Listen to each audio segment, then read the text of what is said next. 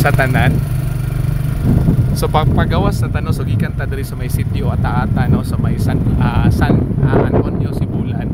So nalocate na nato ang kuan balay, no, sa gabuhin, no, sa atong baka unya kuan kada first time ko makadto dito sa, so at least nakatultol na ta.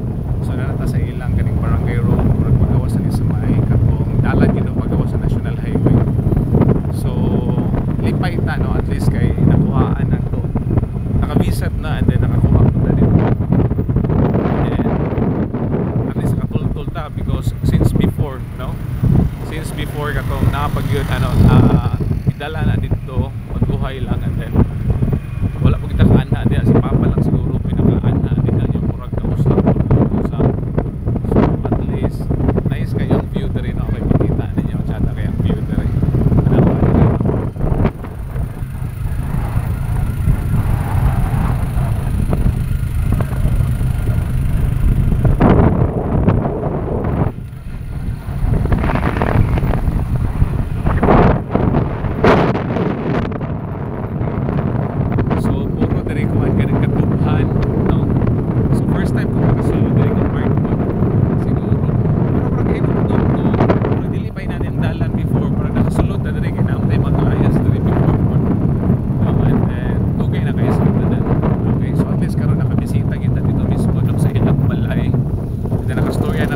Running out of time ta, kadali gyud ta karon, no, kay kuan man kana ulan, and then nanlog kayo dito ang kuan, nanlog kayo dito ang dalan, no?